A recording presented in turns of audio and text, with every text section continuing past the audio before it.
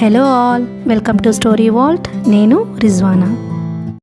వెన్నెల వణికింది నవల 7వ భాగం. రాజీవ్ నర్సింగ్ హోంలో స్పెషల్ రూమ్లో పడుకొని ఉన్నాడు. గెడ్డం పెరిగిపోయి కళ్ళు పీక్కుపోయి ఒళ్ళంతా పచ్చదనంతో భయం కొల్పేటట్లుగా ఉన్నాడు. ఆఫీస్ బాయ్ అతన్ని అంటి పెట్టుకునే ఉంటున్నాడు. హాస్పిటల్ డాక్టర్స్, సిస్టర్స్ కంటికి రెప్పలా చాలా శ్రద్ధగా చూసుకుంటున్నారు. అయినా ఒంటరితనం, నిస్సహాయతత్వం, విరక్తి అతన్ని పీడించి పారేస్తున్నాయి. అసలు జీవితానికి అర్థం, నిర్వచనం ఏమిటి? అనుకున్నవన్నీ సాధించినా ఎప్పుడూ ఏదో పోగొట్టుకున్నట్టు దిగులు, గుండెల్ని పిండేసే విషాదం, నరాలు తోడేసే రూపం లేని వ్యధ. తనూజ ఇంచుమించు హాస్పిటల్కి రావటం మానేసింది. డిసీజ్ వల్ల శరీరమంతా సర్వనాశనమైపోయింది. అసలు తగ్గుతుందా? తగ్గదా? తగ్గితే మాత్రం ఆ తరువాత కాలగమనం ఏమిటి? ఏం చూసుకొని, ఏ సంతోషం కోసం, ఏ మనుగడ కోసం బ్రతకాలి? ఒక్కో రోజు ఒక్కో యుగంలా గడుస్తుంది. డోర్ దగ్గర ఎవరో నిలబడి ఉన్నట్టు కనిపించింది. మొదట సిస్టరేమో అనుకున్నాడు. కానీ చీర కట్టుకొని ఉన్నట్టు తెలిసింది. ఎవరు అన్నాడు. ఓ మూర్తి లోపలికి వచ్చింది. కళ్ళలోకి శక్తినంతా కూడదీసుకొని చూస్తున్నాడు. ఆ రోజు బీచ్లో చిన్మయ్ ప్రక్కన ఉన్న తేలిగ్గా గుర్తుపట్టాడు. కిరణ్ అన్నాడు ఆనందోద్రేకాలతో. డాడీ అంటూ లోపలికొచ్చింది. కిరణ్ డాడీ బెడ్ దగ్గరకొచ్చి నిలబడింది. చేతులు చాచి ఆమెను దగ్గరగా తీసుకుని అక్కున అదుముకుందామనుకున్నాడు. కానీ ఇన్ని సంవత్సరాల తరువాత కలుసుకుంటున్నందుకు ఏదో సంకోచం, మనసులో ఏదో పొర. అలా కూర్చో కిరణ్. ఆమె బెడ్డుకు దగ్గరగా కుర్చీని లాక్కొని కూర్చుంది. కిరణ్, నేనిక్కడ ఉన్నానని ఎవరు చెప్పారు నీకు? మమ్మీ చెప్పింది డాడీ. ముందుగా అనుకున్న ప్రకారం ఆలోచించుకోకుండా అబద్ధం చెప్పేసింది కిరణ్మయి. అసలు రాజీవ్ హాస్పిటల్లో ఉన్న సంగతి తల్లికి తెలియదు. తాను క్రితం రోజు సాయంత్రం కాలేజీ నుంచి వస్తూ మామూలుగా బస్ దగ్గర నిలబడి ఉంది. తన దగ్గరకు కారు దిగి ఓ స్త్రీ నడిచి వచ్చింది. కిరణ్మయి ఆమెను సులభంగా గుర్తుపట్టింది. ఆ రోజు బీచ్లో ఆ వ్యక్తి ప్రక్కన నిలబడ్డ స్త్రీ. తన భుజం మీద చెయ్యి వేసి ఆప్యాయంగా పలకరించింది. నన్ను తనూజ అంటారు. నేను రాజీవ్తో ఇన్నాళ్ళు కలిసిమెలిసి ఉన్న స్త్రీని. రాజీవ్ అంటే మీ డాడీ అని తనని తాను పరిచయం చేసుకుంది. కిరణ్మయి ఆశ్చర్యంగా వింటోంది. మీ డాడీ మమ్మీ కొన్ని అభిప్రాయ భేదాల వల్ల విడిపోయారు. ఇప్పుడు రాజీవ్కి జాండీస్ వచ్చి హాస్పిటల్లో ఉన్నారు. నా గురించి వదిలేయ్, మధ్యలో వచ్చిన దాన్ని మధ్యలోనే పోతాను. అతనికి కొంతవరకు సీరియస్గా ఉంది. చిన్మయ్ ఎలాగో అతన్ని కలుసుకునేందుకు ఇష్టపడదు. కూతురిగా నువ్వతని యోగక్షేమాలు చూసుకుంటే బావుంటుందని నా ఉద్దేశం. ఆమె కొంత దాచిపెట్టింది, కొంత నిజం చెప్పింది. కానీ సంగతేమిటో కిరణ్మయికి బోధపడింది. రాత్రంతా నిద్రపోకుండా సుదీర్ఘంగా ఆలోచించి ఓ నిర్ణయానికొచ్చింది. మర్నాడు కాలేజీకి వెళ్ళలేదు. తనూజ చెప్పిన అడ్రస్ గుర్తుపెట్టుకొని రేవతి నర్సింగ్ హోంకి వెళ్ళింది. రాజీవ్లో పితృవాత్సల్యం పెళ్ళుబుకుతుంది. అతను మాట్లాడలేనంత నీరసంగా ఉన్నాడు. అతన్ని చూస్తుంటే కిరణ్మయికి గుండె తరుక్కుపోయి కళ్ళల్లో నీళ్లు నిండుకొచ్చాయి. జీవితంలో అతనికి అన్నీ ఉన్నాయి. ఆస్తి, మంచి ఉద్యోగం, అంతస్తు, హోదా, డబ్బు ఉన్నాయి. ఆత్మీయత తప్ప. మనిషికెన్ని ఉన్నా ఆత్మీయత లేకపోతే ఎంత జీవోత్సవంలా తయారవుతాడో అతనే ఉదాహరణ. కిరణ్, అమ్మ బాగుందా?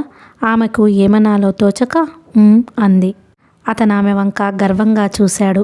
ఎంత అందంగా, అపురూపంగా ఎదిగింది. తనలో లోపించిన క్షమాగుణం ఎలాంటి నిండైన జీవితాన్ని దూరం చేసివేసింది. కిరణ్మయి తర్వాత 5-6 రోజుల పాటు కాలేజీకి వెళ్ళలేదు. కాలేజీ టైంకి ఇంట్లో బయలుదేరేది. మళ్ళీ కాలేజీ విడిచిపెట్టే టైంకి ఇంటికి చేరుకునేది. ఈ మధ్యలో కాలమంతా హాస్పిటల్లోనే గడిపేది. అతనికి మంచినీళ్లు కావాలన్నా, పాలు అందివ్వాలన్నా, మందులు త్రాగించాలన్నా, ఉపచర్యలు చెయ్యాలన్నా అన్నీ ఆమె చూసుకునేది. రాజీవ్కి జాండీస్ తీవ్రస్థాయిలోనే ఉంది. బెడ్ మీద నుంచి లేవలేకపోవటం, లేస్తే కళ్ళు తిరిగిపోవటం, వామిటింగ్స్, రోజు గ్లూకోజ్ ఇవ్వాల్సి వస్తూనే ఉంది. కానీ కిరణ్మయి ప్రక్కన ఉండటం వల్ల కొండంత బలాన్నిస్తోంది. అమ్మ ఎలా ఉంది? బాగానే ఉంది డాడీ. నా గురించి అడుగుతోందా? అడుగుతుంది డాడీ. మీ అమ్మ దేవత లాంటి మనిషి. నేనే సంకుచిత భావంతో దూరం చేసుకున్నాను. కిరణ్మయి మాట్లాడలేదు.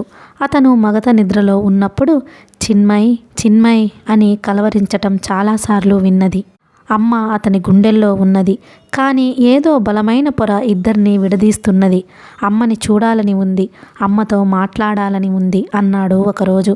చెబుతాను డాడీ అంది ఏ అనాలో తెలియక. చెప్పావా అని అడిగాడు మర్నాడు. చెప్పాను డాడీ. ఏమంది? వీలు చూసుకొని వస్తానంది. 2 రోజులు గడిచినా రాకపోయేసరికి ఆమె రాదు, నేనే అమ్మను తీవ్రంగా గాయపరిచి దూరం చేసుకున్నాను అన్నాడు నిరాశగా. చిన్మయ్కి కూతురు కొన్ని రోజుల నుండి కాలేజీకి వెళ్ళటం లేదని తెలిసింది. ఒకరోజు కిరణ్మయి స్నేహితురాలు రాధ ఆమెను వెతుక్కుంటూ వచ్చి, ఆంటీ, కిరణ్ కాలేజీకి రావటం లేదే, ఒంట్లో బాగాలేదా అని అడిగింది. చిన్మయి తెల్లబోయింది. ఆమె ముందు బయటపడడం ఇష్టం లేక అప్పటికేదో సమాధానం చెప్పి పంపించేసింది. అడిగితే నిజం చెప్పదు. తానే రహస్యంగా అనుసరించి తెలుసుకోవాలి. బయటకు ఏమీ తెలియనట్లు మామూలుగానే ప్రవర్తించింది. గుండెల్లో మాత్రం అగ్నిపర్వతాలు బ్రద్దలవుతున్నాయి. మర్నాడు ఉదయం కిరణ్మయి కాలేజీకని బయలుదేరాక ఆమెకు తెలియకుండా అనుసరించింది. నిస్సందేహంగా కాలేజీకి వెళ్ళటం లేదు. మరి ఎక్కడికి వెళుతుంది? చిన్మయి అతి జాగ్రత్తగా అనుసరిస్తోంది. Revathi nursing home. చిన్మయికి చాలా ఆశ్చర్యంగా ఉంది. మంచి కానీ చెడు కానీ వయసొచ్చాక పిల్లలు ఎంత నిగూఢంగా ఉంటారు. కళ్ళెదుట అమాయకంగా కనబడుతూ కల్లాకపటం లేనట్లు నటిస్తూ లోలోపల ఎన్నో రహస్యాలు దాచుకుంటారు. ఇప్పుడింతటి హాస్పిటల్లో ఎవరున్నారు? ఎంతో విలువైన కాలేజీ పోగొట్టుకుని ఇక్కడకు రావటమేమిటి? ఇక్కడి సందర్భం అంతకంటే విలువైనదా? ఆమె గుండె గబగబా కొట్టుకుంటున్నది. మనసుకు కష్టం కలిగించే దృశ్యం ఏదీ కనిపించకూడదు. అది ఎంతటి విపరీతమైనదైనా కానీ జీవితాలు కూలిపోయే సన్నివేశమై ఉండకూడదు. కిరణ్మయి మేడమెట్లెక్కి ఓ గదిలోకి వెళ్ళిపోవటం చూసింది. వరండాలో నిలబడి చాలాసేపు నిరీక్షించింది. పావుగంట, అరగంట కూడా దాటిపోయింది. కిరణ్మయి బయటికి రాలేదు. చిన్మయి ఇక ఉండబట్టలేకపోయింది. గబాల్న తలుపు తోసుకొని లోపలికి వెళ్ళింది. రాజీవ్ బెడ్డు మీద పడుకొని ఉన్నాడు. రోగంతో శల్యవశిష్ఠుడై కళ్ళల్లో ప్రాణాలతో ఉన్నాడు. కిరణ్మయి ముందుకు వంగి ఒక చేతితో అతని తల పట్టుకుని అతనితో గ్లాసులో ఉన్న పాలు నెమ్మదిగా త్రాగిస్తోంది. చిన్మయి నిశ్చేష్టురాలై నిలబడిపోయింది. అలికిడి విని కిరణ్మయి తల వెనక్కి త్రిప్పి చూసింది. అదే సమయానికి రాజీవ్ కూడా అటుకేసి చూశాడు. మమ్మీ అంది కిరణ్మయి అప్రతిభురాలై. చిన్మయి అన్నాడు రాజీవ్ వణికే గొంతుతో. చిన్మయి మాట్లాడలేదు. ఆమె కళ్ళ వెంట మౌన రోదనల కన్నీళ్లు కారుతున్నాయి. చిన్మయి, ఇప్పుడు మనం ఒకరికొకరు ఏమీ కాదు. ఇద్దరి మధ్య ఏ బంధమూ లేదు. చట్టరీత్యా ఒకరి మీద ఒకరికి అధికారాలు లేవు. అయినా కిరణ్మయి కొన్ని రోజుల నుంచి కంటికి రెప్పలా నన్ను కాపాడుతోంది. ఒక రకంగా తనే నన్ను బ్రతికించింది. రాజీవ్, మీకు నాకు ఇప్పుడే బంధము సంబంధము లేకపోవచ్చు. కానీ ఒకప్పుడు మనిద్దరం భార్యాభర్తలం. కిరణ్మయి మన ఇద్దరకు పుట్టిన బిడ్డ. దానికి మీరు తండ్రి. ఇది ఏ చట్టం చెరిపివేయలేని సత్యం. అందుకే రాత్రి 10 దాటిపోయింది. కిరణ్మయిని ఇంటికి పంపివేసి చిన్మయి తాను హాస్పిటల్లోనే ఉండిపోయింది. చిన్మయి, మీ ఇద్దరికూ చాలా అన్యాయం చేశాను. ఇప్పుడు నాకెందుకింత శ్రద్ధగా? ఆపదలో ఉన్న తోటి మనిషికి సహాయం చేయడానికి రాజీవ్. తోటి మనిషి చాలా హాని చేసిన వాడై ఉంటే? మీరు నాకేమీ హాని చెయ్యలేదు రాజీవ్. బహుశా కాల ప్రవాహంలో నా శరీరంలో ఇంకిపోయిన తప్పును గురించి మర్చిపోయి ఉంటారు. ఆ పరిస్థితుల్లో మీరలా చేయటం సమంజసం. పరిస్థితులు మనస్తత్వాన్ని అర్థం చేసుకోక నేను తీసుకున్న అనాగరిక నిర్ణయంగా నేననుకుంటున్నాను. ఇప్పుడా? అవును, ఇప్పుడే. కనీసం ఇన్ని సంవత్సరాల తరువాత నిజంలోని జటిలతను సంస్కారంతో దర్శించగలిగినందుకు సంతోషిస్తున్నాను. కానీ నా తప్పును నేనే క్షమించలేకపోతున్నాను రాజీవ్. ఏది నీ చెయ్యి? నీ చేతిని ఒకసారి తాకాలని ఉంది. తాకవచ్చా? చిన్మయి అతని బెడ్డు ప్రక్కనే కూర్చొని చేతిని చాచింది. ఆ చేతిని బాగా ఆర్తిగా అందుకున్నాడు. ఇది ఏదో నేరం చేసిన హస్తంలా అనిపించటం లేదే. ఎంతో పవిత్రంగా, చల్లగా, సేద తీర్చేటట్లుగా ఉంది. బహుశా మీరు చాలా ఆత్మవంచన చేసుకుంటున్నారు రాజీవ్. చిన్మయి, కొన్ని వ్యవహారాలలో మొదట తీసుకున్న నిర్ణయాలే కరెక్ట్గా ఉంటాయి. తర్వాత లోనయ్యేవన్నీ భ్రమలకు, క్రమంగా మనసులో బలపడుతున్న బలహీనతకు భ్రమ దగ్గరగా వచ్చి అదే నిజమన్న భ్రాంతిని కలిగిస్తూ ఉంటుంది. రాజీవ్ ఆమె కళ్ళల్లోకి చూశాడు. ఇన్నేళ్లు జీవితం ప్రసాదించిన అనుభవం, దృఢత్వం, గొప్ప నిర్ణయం కనబడుతున్నాయి ఆమె కళ్ళల్లో. ఎక్కడో ఎంతో ఎత్తున హిమాలయమంతా ఉన్నత శిఖరాన ఆమె ఉన్నట్లు కనిపించింది. ఒకప్పుడు తన భార్య, ఒకప్పుడు ఈమె తన భార్య. ఈమెతో కలిసి జీవించాడా? ఈమె తన సర్వస్వం తనకు సమర్పించుకుని బ్రతికింది. ఇప్పుడు ఏమీ కాదు. అయినా తనలోని ప్రతి అణువులో ఆమె ఉన్నట్లు ఫీల్ అవుతున్నాడు. ఇన్నాళ్ళు బట్టి ఆమె తనకు దూరంగా ఉన్నా తనతో పాటు కలిసి ఉన్నట్లే, తనలో ఇమిడి ఉన్నట్లే అనిపిస్తుంది. ఆమెను చూస్తుంటే ఏదో అవాజ్యమైన ప్రేమ. అసలు తాను గర్వించిన వైముఖ్యం తెచ్చుకున్న అంశం ఆమెలో ఏమున్నదని? ఆమె చెయ్యి అతని గుండెల మీద ఉంది. చాలా రోజుల తరువాత ప్రశాంతంగా నిద్రపోయాడు. తర్వాత ప్రతిరోజు చిన్మయి హాస్పిటల్కి వస్తూనే ఉంది. అక్కడ చాలా రోజులు గడుపుతూనే ఉంది. రాత్రిళ్ళు అక్కడే పడుకుంటుంది. తనను హాస్పిటల్లో మొదటి రోజు చూసినప్పుడు తల్లి ఎక్కడ విరుచుకుపడుతుందోనని హడలిపోయింది కిరణ్మయి. ఆమె హాస్పిటల్ నుంచి ఇంటికి రాగానే అమ్మా అంది భయపడుతూ. చిన్మయి మాట్లాడలేదు. అమ్మా, నా మీద కోపం వచ్చిందా? అప్పటికి చిన్మయి మాట్లాడలేదు. డాడీకి అలా ఉన్నదని తెలిసేసరికి ఉండలేకపోయానమ్మా, నన్ను క్షమించమ్మా. చిన్మయి కూతురి మొహంలోకి తదేకంగా చూసి తర్వాత దగ్గరకు తీసుకుని గట్టిగా కావలించుకుంది. ఇద్దరి కళ్ళ వెంట నీళ్లు కారుతున్నాయి.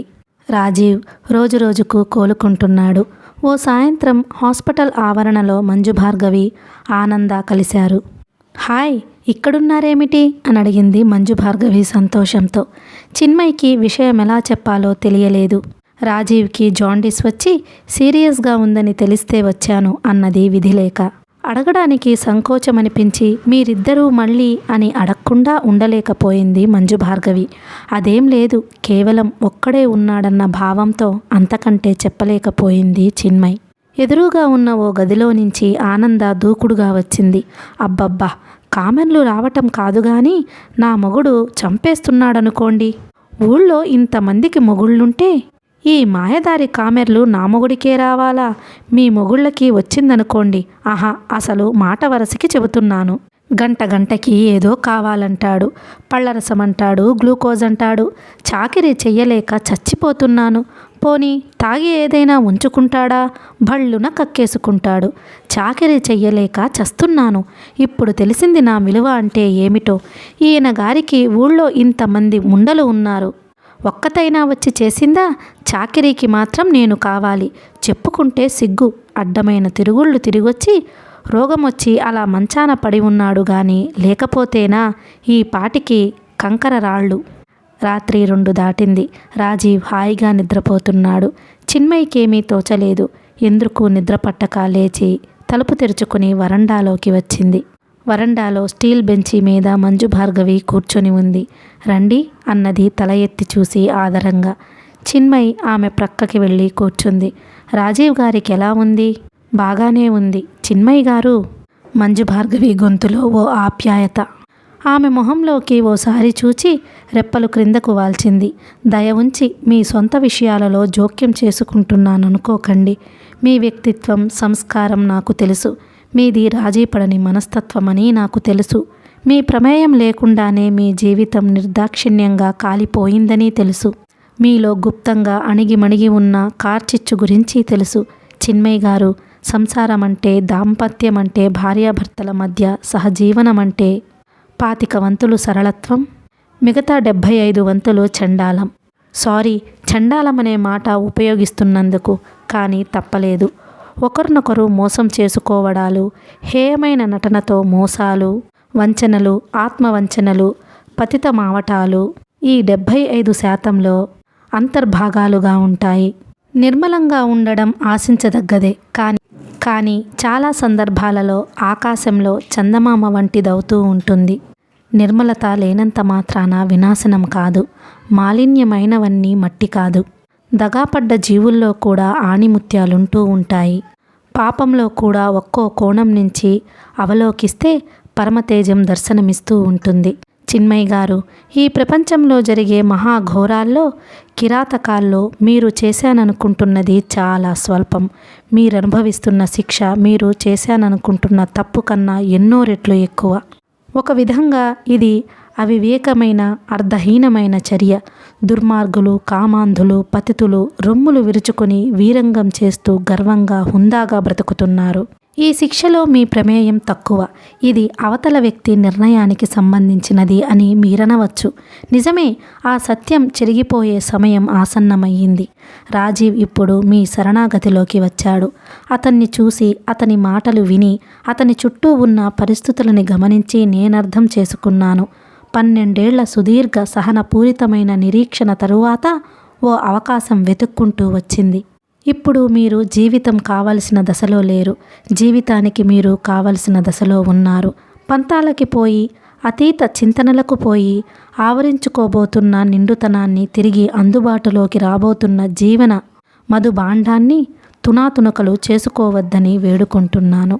చిన్మయ్ మౌనంగా ఉండిపోయింది. నిఖిలేశ్వర్ గదిలో నుంచి పిలిచినట్లయింది. చిన్మయ్ గారు, ఇప్పుడే వస్తాను అని మంజుభార్గవి లోపలికెళ్ళిపోయింది. ఆ స్టీల్ బెంచీ మీద చిన్మయ్ ఆలోచిస్తూ చాలాసేపు అలా ఒంటరిగా కూర్చుని ఉండిపోయింది. రాజీవ్ అతను తల త్రిప్పి చూశాడు. గుమ్మంలో తనూజ నిలబడి ఉంది. ఆమెను చూడగానే సంతోషంతో అతని ముఖం వికసించింది. తనూజ, బావున్నావా అన్నాడు చాలా ఆప్యాయంగా. నిన్ను నేనడగాల్సిన ప్రశ్న.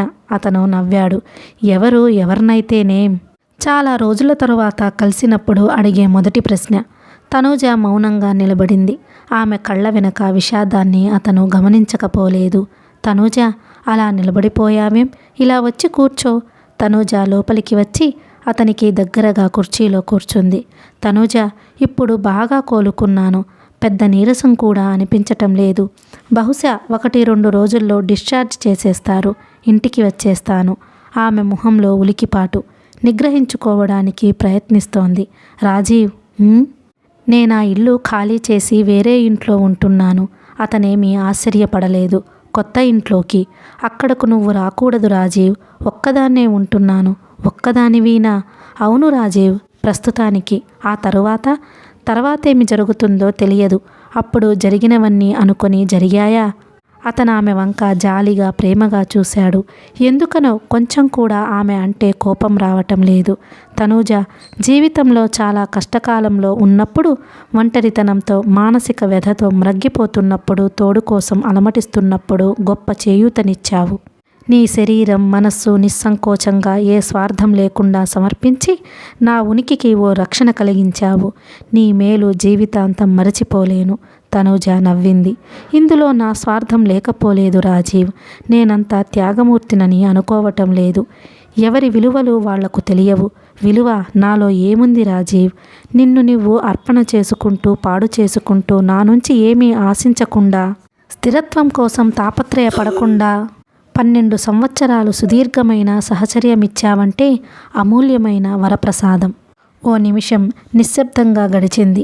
చాలా ఉదాత్తతతో కూడిన నిశ్శబ్దం. రాజీవ్ అంది. నేనంటే చాలా గౌరవమని చెబుతున్నావు కదూ? ప్రశ్నార్థకంగా చూశాడు. నా కోరిక మన్నిస్తావా? ఒకటి. ఏమిటి? నువ్వు చిన్మయిని తనూజ మళ్ళీ స్వీకరించాలి. చిన్మయ్ గారు, మీతో డైరెక్ట్గా మాట్లాడే ధైర్యం లేక ఇలా ఉత్తరం రాస్తున్నాను. నేను ఇన్నాళ్ళు రాజీవ్తో ఉన్న సంగతి మీకు తెలిసే ఉంటుంది. మీ జీవితాలకు అన్యాయం చెయ్యాలని, నేనేదో సంతోషం పొందాలనే కోరికలు నాకెప్పుడూ లేవండి. కేవలం అతని మీద జాలితోనో, అతను పతనం కాకుండా ఉండాలన్న తపనతోనో నన్ను అంకితం చేసుకొని అతన్ని కాపాడుకుంటూ వచ్చాను. ఎప్పటికైనా అతను మీవాడు కావాలన్న ఆంక్షతోనే మా బంధం అశాశ్వతంగా చేసుకుంటూ వచ్చాను. అసలు నాకు ఆ బంధం మీద మొదటి నుంచి వ్యామోహం లేదు. మీరంటే నాకు చాలా గౌరవం. మిమ్మల్ని ఓ కోరిక కోరే హక్కు ఉందని, ఇన్నాళ్ళు మీ రాజీవ్ని కాపాడిన వ్యక్తిగా నాకు ఆ హక్కు ఉందనుకుంటున్నాను. విశాలమైన జీవితంలో ఎక్కడో అక్కడ పొరపాటు దొర్లుతూ ఉంటుంది. పొరపాటు జీవిత ప్రవాహంలో ఓ భాగం మాత్రమే, కానీ అంతిమ ఘట్టం కాదు. ఆ మాటకొస్తే ఇప్పుడు రాజీవ్లోనూ ఆ లోపముంది. మీరు ఇప్పుడే అతన్ని క్షమించే స్థితిలో ఉన్నారు. క్షమాపణ అనేది చేయలేకపోతే జీవితానికి మనుగడ లేదు. ఇద్దరు స్నేహితుల మధ్య, భార్యాభర్తల మధ్య, తల్లిదండ్రులు, పిల్లల మధ్య ఈ క్షమాగుణం లేకపోతే జీవితాలు చివికి నీరసించి క్షీణించిపోతూ ఉంటాయి. రాజీవ్ భవిష్యత్తు మీ దయ మీద ఆధారపడి ఉంది. మీలో అహంకారం లేదు, నాకు తెలుసు. అపారమైన వ్యక్తిత్వం ఉంది. అహంకారం కన్నా వ్యక్తిత్వం ఎన్నో రెట్లు ప్రయోజనంతో కూడిన శక్తివంతమైనదని నాకు తెలుసు. కానీ ఆ వ్యక్తిత్వమే కొన్నిసార్లు సుఖమయమైన జీవితానికి అడ్డుపడుతూ ఉంటుంది.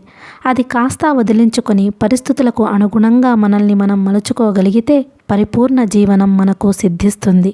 చిన్మయ్ గారు, ప్లీజ్ నా కోరిక మన్నించి రాజీవ్కి చేరువవుతారని ఆశిస్తూ మీ తనూజ. ఉత్తరం చదవటం పూర్తి చేసి చిన్మయ్ తన ఇంట్లో చీకట్లో ఒక్కతే అలా చాలాసేపు కూర్చొని ఉండిపోయింది.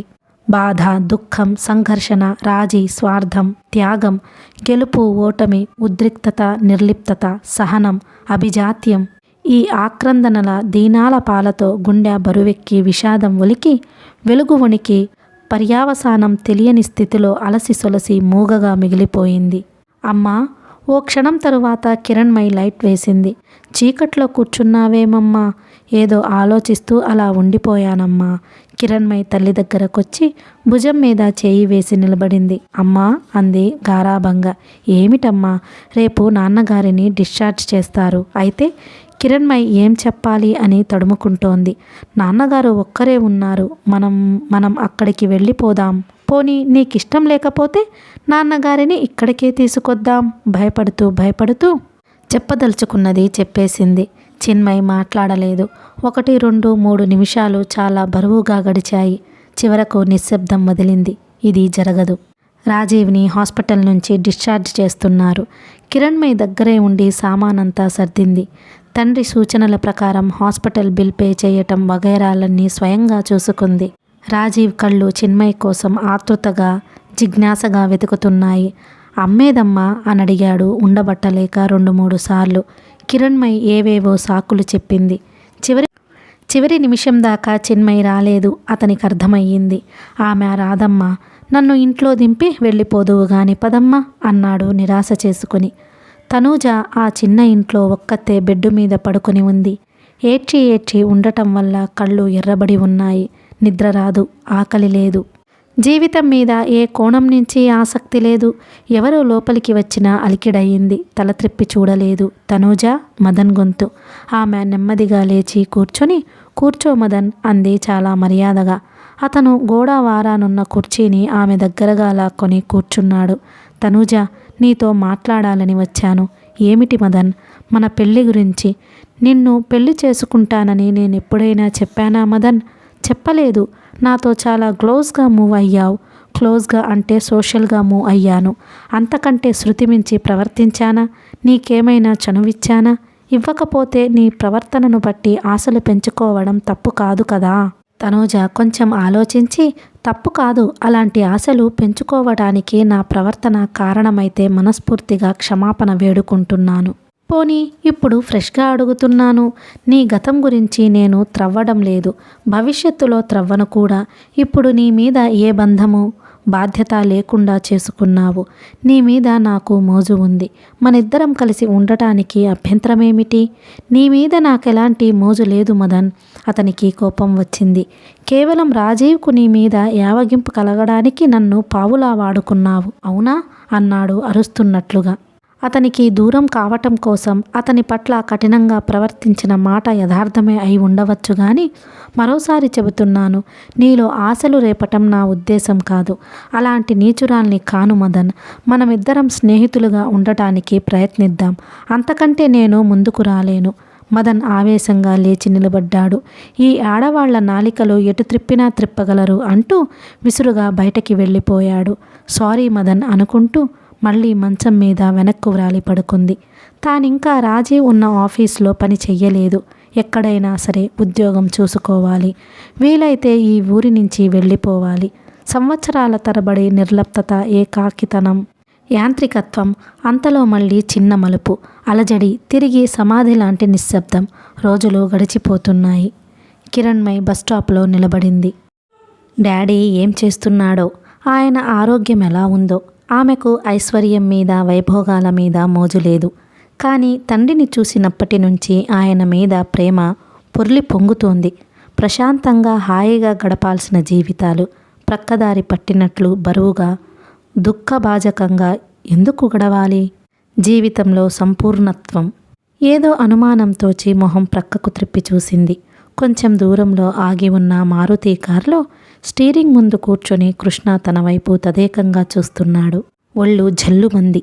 ఈ మధ్య లేడు, మర్చిపోయాడేమో అనుకుంది. మళ్ళీ మొదలా? ఏం చేస్తాడు? క్రిందకి దిగి వచ్చి పలకరిస్తాడా? లెటర్ ఏమైనా అందిస్తాడా? గుండె గబగబా కొట్టుకుంటోంది. అతడు కారు దిగలేదు. ఆమె వైపు నుంచి చూపులు త్రిప్పుకోలేదు. అలాగే కళ్ళార్పకుండా చూస్తున్నాడు. కిరణ్మయి క్లాస్లో కూర్చుందే గాని ఆమెకు ప్రతి నిమిషము తండ్రి గుర్తుకొస్తున్నాడు. ఎలా ఉన్నారు? ఎక్కడుంటున్నారు? తనూజ ఆయనతో లేదని తెలుసు. సాయంత్రం 4 అయ్యేసరికి ఉండలేకపోయింది. అమ్మకేదో ఒక జవాబు చెప్పవచ్చు. తండ్రిని కలుసుకోవాలి, తండ్రి దగ్గరకెళ్ళాలి అన్న కోరిక అణుచుకోలేకపోయింది. ఆయన ఇల్లు తెలుసు. హాస్పిటల్ నుండి డిశ్చార్జ్ చేసినప్పుడు తానే దించి వచ్చింది. రాజీవ్ గదిలో ఒక్కడే కూర్చొని ఉన్నాడు. టీపాయి మీద విస్కీ బాటిల్, సరంజామా అంతా ఉంది. డ్రింక్ అనేది ఆధునిక జీవన విధానంలో ఒక భాగమైపోయింది. కాలేజీ స్టూడెంట్స్ మొదలు మామూలు గృహస్థులు, సొఫిస్టికేటెడ్ సొసైటీలో సంచరించే వాళ్ళు చాలామంది డ్రింక్ చేస్తూనే ఉన్నారు. బార్స్లోకి వెళ్ళి చూస్తే తెలుస్తుంది. నిరక్షరాస్యుల దగ్గర నుంచి మేధావుల దాకా ఎన్ని రకాల వాళ్ళు కాలక్షేపం పేరుతో, స్నేహం పేరుతో, పార్టీ పేరుతో డ్రింక్ చేస్తూ ఉంటారు. ఇదిగాక పెద్ద పెద్ద గెట్ టుగెదర్స్ అని జరిగినప్పుడు విచ్చలవిడిగా కాక్టైల్ పార్టీలు. రాజీవ్కి బయట పార్టీలో తీసుకోవడం, ఇంట్లో తనూజని కంపెనీగా పెట్టుకుని తీసుకోవడం తప్ప ఒంటరిగా డ్రింక్ చేయటం అలవాటు కాలేదు. కానీ ఈరోజు ఒంటరితనం అనుభవించటం దుస్సహంగా ఉండి తోడు అనే మాటకు అర్థం మర్చిపోయి బాటిల్ ముందు పెట్టుకుని కూర్చున్నాడు. గ్లాస్ నోటి దగ్గర పెట్టుకున్నాడు. లోపలికి పోవటం లేదు. వికారంగా ఉన్నట్లనిపించింది. బయట నుండి ఎవరో వస్తున్నట్లు అలికిడి అయితే తలెత్తి చూశాడు. కిరణ్మయి. సంతోషంతో అతని మొహం వికసించింది. కిరణ్, రామ్మా అన్నాడు. ఆమె లోపలికొచ్చింది. తండ్రి చేస్తున్న పని చూసి ఆమెకి మొహం వాడిపోయింది. డాడీ, ఏమిటిది? ఏమి చెయ్యనమ్మా, ఒక్కడనే ఉండలేక. మీకు లివర్ దెబ్బతిన్నదని, జాండీస్ మరలా వస్తే ప్రమాదమని డాక్టర్ గారు చెప్పి పొరపాటున కూడా డ్రింక్ తీసుకోవద్దని హెచ్చరించారు. మర్చిపోయారా? మర్చిపోలేదమ్మా, కానీ ఉండలేక. కిరణ్మయి వచ్చి అతనికి ఎదురుగా కూర్చుంది. ఎందుకు ఉండలేరు డాడీ? అందరూ ఉండి అన్నీ పోగొట్టుకొని భరించలేకపోతున్నానమ్మా. మీరెవరినీ పోగొట్టుకోలేదు డాడీ. దగ్గరగా లేము అంతే. ఉన్నారనుకొని పొందలేకుండా ఉండడంలో నరకం నీకు తెలియదమ్మా. త్రాగి జీవితాన్ని నరకం చేసుకోవడం కంటే మానసిక గాయాలతో నిండి ఉన్న నరకమే మేలనుకుంటాను డాడీ. కావచ్చు, బ్రతుకు మీద ఆసక్తి కూడా తగ్గిపోయిందమ్మా. డాడీ, మీకేం తక్కువ? గొప్ప హోదా ఉంది. మీలో పుష్కలంగా మంచితనం ఉంది. చుట్టూ ఎటువంటి సమాజాన్నైనా నిర్మించుకునే శక్తి ఉంది. కానీ ఇవన్నీ కూడా మనిషికి తృప్తినివ్వలేవని గ్రహించానమ్మా. మనిషికి కావలసింది ఊరట. గొప్ప తేజస్సుతో, జీనియస్తో వెన్నంటి ఉండే తోడు. అతి కష్టం మీద దుఃఖాన్ని ఆపుకుంది. డాడీ, నాకు వీలైనప్పుడల్లా వస్తూ ఉంటాను. మీరు డ్రింక్ తీసుకోవద్దు డాడీ, ప్లీజ్. ఆమె ముఖంలోకి చూశాడు. ఆమె పడుతున్న వేదన, తన మీద పొంగి పొరలే ప్రేమ అర్థం చేసుకున్నాడు. ప్రయత్నిస్తానమ్మా అన్నాడు. కిరణ్మయి బయటకొచ్చింది. ఆ సందు దాటి 10 అడుగులు వేసిందో లేదో ప్రక్కనే ఓ కారు వచ్చి ఆగింది. ఉలిక్కిపడి చూసింది. కృష్ణ. కోపంగా అతని వంక చూసి ఏదో అనబోయింది. అతను గబాల్న కారులో నుంచి దిగాడు. కిరణ్మయి, మిమ్మల్ని ఏడిపించటం, హింసించటం నా ఉద్దేశం కాదు. నేను రౌడీని కాను, తుంటరి కాను. మీతో ఓ ముఖ్యమైన విషయం మాట్లాడాలి. నాకు అవకాశం ఇవ్వండి అన్నాడు చాలా ఆందోళనగా. నాతో మాట్లాడవలసిన ముఖ్యమైన విషయాలేముంటాయి? అసలు మీకు నాకు సంబంధమేమిటి? అంది కిరణ్మయి విసురుగా. సంబంధం లేదు నిజమే, అందుకే రిక్వెస్ట్ చేస్తున్నాను. ఆమె అటూ ఇటూ చూసింది. దారిన పోయే కొంతమంది వాళ్ల వంక ఆసక్తిగా గమనిస్తున్నారు. ఇదిగో చూడండి, రోడ్డు మీద కారాపి మీరిలా గలబా చేయటం బాగాలేదు. నాకు బాగాలేదు, అందుకనే కారెక్కండి. ఇక్కడి నుంచి తొందరగా వెళ్ళిపోదాం. మీ కార్లోనా? అవును, మీతో మాట్లాడడానికి 5 నిమిషాలు. ఆమెకేమి చెయ్యాలో తోచలేదు. అసలే తండ్రి పరిస్థితి చూస్తే మనసంతా కలవరంగా ఉంది. మానసికంగా అలసిపోవటం చేత ఓ రకమైన ఫెటీక్ కూడా వచ్చింది. ఏ నిర్ణయము తీసుకునే స్థితిలో లేదు. ఆమె మౌనం చూసి అతను అటువైపు వచ్చి డోరు తెరిచాడు. యుక్తాయుక్త విచక్షణా జ్ఞానం మరిచినట్లుగా కారులోకి ఎక్కి కూర్చుంది. ఓ 2 నిమిషాలు గడిచాక సాయికృష్ణ చెప్పసాగాడు. మిమ్మల్ని చాలా ఇబ్బంది పెడుతున్నానని తెలుసు. మీ సంస్కారము, మీ అమ్మగారి డిసిప్లైన్ అన్నీ తెలుసు. మీరు లెటర్ రాశాక మిమ్మల్ని మరచిపోదామని, మీకు దూరంగా ఉందామని ఎంతో ప్రయత్నించాను. ఇక్కడ నా గురించి కొంత చెప్పాలి. చిన్నతనం నుండి నాది ఒంటరి మనస్తత్వం. మా ఫాదర్ అభిరుచులకు, వే ఆఫ్ లైఫ్కు నా ఆలోచనలకు చాలా తేడా ఉంది. ఆయన చాలా విశృంఖలమైన, జుగుప్సాకరమైన జీవితం జీవించారు. ఇప్పుడు అదే పద్ధతిలో నడుస్తున్నారు. ఆయన పద్ధతులు, అలవాట్లు చూస్తే నాకు లైఫ్ అంటేనే భయం రోత పుట్టాయి. మనుషులంటేనే భయం వేసింది. చాలాసార్లు ఇంట్లో నుంచి పారిపోదామనుకున్నాను. కానీ పారిపోవటం వల్ల సమస్య పరిష్కారం కాదని తెలిసి నిస్సహాయంగా ఉండిపోయాను. అనుకోకుండా మిమ్మల్ని చూడడం జరిగింది. ఎందుకనో ఈ ప్రపంచమంతా వెతికినా మీలాంటి ఆణిముత్యం దొరకదనిపించింది. మీకోసమే ఇన్నాళ్ళు వెతుకుతున్నానా అనిపించింది. మీరు లేని జీవితం నిరర్థకమని అనిపించింది. అయినా మీకిష్టం లేదని తెలిసి దూరంగానే ఉండిపోదామని ఎంతో ప్రయత్నించాను. నా వల్ల కాలేదు. మిమ్మల్ని ఎందుకు పోగొట్టుకోవాలనిపించింది? మీ సహచర్యం ఎందుకు పొందకూడదు? నాలో అర్హతలు లేవా? నేను మీకు తగనా? మిమ్మల్ని నేను పెళ్లి చేసుకోకూడదా? ఎందుకు పెళ్లి చేసుకోకూడదు? నేను మనసారా కోరుకున్నది, వాంఛించింది పొందకూడదా? అతని గొంతులో నిజాయితీ, ఆర్ద్రత, సౌహార్ద్రత. ఏమిటిది? ఎందుకలా తాను కదిలిపోతోంది? చిన్మయ్ రోజురోజుకు కిరణ్మయ్లో వస్తున్న మార్పు గమనిస్తుంది. వారానికి 2-3 సార్లు కాలేజీ నుంచి ఇంటికి ఆలస్యంగా వస్తుంది. ఒక్కోసారి బాగా చీకటి కూడా పడిపోతుంది. కిరణ్మయ్ మొహంలో ఏదో దిగులు, ఆందోళన. మరలా అంతలో కళ్ళల్లో వెలుగు. ఏమిటిది? అడిగినప్పుడల్లా ఒక్కోసారి ఓ కారణం చెబుతోంది. ఈ కారణాలన్నీ ఇదివరకల్లా ఏమైనాయి?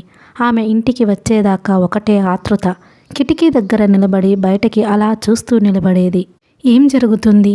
ఆమె తననేమైనా మోసం చేస్తోందా? 4-5 సార్లు తండ్రి దగ్గరకు వెళ్ళాలని చెప్పింది. చెప్పకుండా ఎందుకెళ్ళావంటే ఆయన్ని చూడకుండా ఉండలేకపోతున్నానని, ఒకసారి దారిలో కనిపించి తీసుకువెళ్ళారని ఏవేవో చెప్పింది. మమ్మీ, డాడీ చాలా చిక్కిపోయారు. ఆయన పరిస్థితి బాగాలేదు. డాడీ నిన్నెప్పుడు తలుచుకుంటారు మమ్మీ, డాడీని చూడడానికి నువ్వు ఓసారి రాకూడదా? రాజీవ్ జీవితంలో తనకు మరలా ఎందుకు తారసపడ్డాడు? ఈ వయస్సులో నిర్లిప్తంగా బ్రతుకుతున్న ఈ దశలో ఎంత తప్పించుకుందామని ప్రయత్నిస్తున్న ఈ దుమారమేమిటి? రాజీవ్కి దూరంగా ఉండడానికి తన కారణాలు తనకున్నాయి.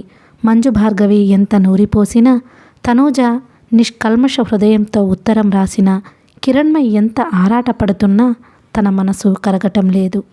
12-13 ఏళ్ల క్రితం ఆగిపోయిన మనసు అక్కడే స్తంభించిపోయింది. అక్కడి నుంచి ముందుకి రావడానికి నిరాకరిస్తోంది. ఎలా ఈ సమస్య తప్పించుకోవడం? ఇక్కడి నుంచి, అసలు ఈ ఊరి నుంచి వెళ్ళిపోతే మరలా ఇంకో ఉద్యోగం వెతుక్కోవడం, కిరణ్మయ్కి మరలా ఎక్కడో సీటు, ఇవన్నీ సాధ్యమయ్యే పనేనా? చిన్మయ్కి తల్లో నరాలు చిట్లిపోతున్నాయి. రజనీకాంత్ 4వ పెగ్గు పూర్తి చేసి 5వది కూడా తీసుకున్నాడు. మెల్లగా లేచి గదిలో నుంచి బయటికి వచ్చి కొడుకు గదిలోకి వెళ్ళాడు. కృష్ణ సోఫాలో పుస్తకం చదువుకుంటున్న వాడల్లా తండ్రి వైపు ప్రశ్నార్థకంగా చూశాడు. ఈ మధ్య నువ్వు కాలేజీ పుస్తకాలు శ్రద్ధగా చదువుతున్నట్లున్నావు. అవుననుకుంటాను. అందుకు కారణం కూడా నువ్విప్పుడు తిరుగుతున్న అమ్మాయి అనుకుంటాను. అవును. ఆ అమ్మాయి నిన్ను అంత ప్రభావితం చేసిందా? అవును. కృష్ణ, నువ్విలాంటి నిర్ణయం తీసుకోవడానికి కారణమేమిటి? ఆ అమ్మాయి అంటే నేను చాలా ఇష్టపడ్డాను. ఒకవేళ నేను ఇష్టపడకపోతే ఇంట్లో నుంచి వెళ్ళిపోతాను. రజనీకాంత్ అప్రతిభుడైపోయినట్లు నిలబడిపోయాడు. మరలా సాయికృష్ణే అన్నాడు. నేనే ఆ అమ్మాయిని చేసుకున్నాక మీరు ఇష్టపడినా నేను ఇంట్లో ఉండను. ఎందుకని? ఈ వాతావరణంలో నాకు నిద్ర రావటం లేదు కనుక. రజనీకాంత్ అంతకంటే ఎక్కువ మాట్లాడలేదు. ఓ నిమిషం మెదలకుండా నిలబడి అక్కడి నుంచి వెళ్ళిపోయాడు. కథ కొనసాగుతుంది.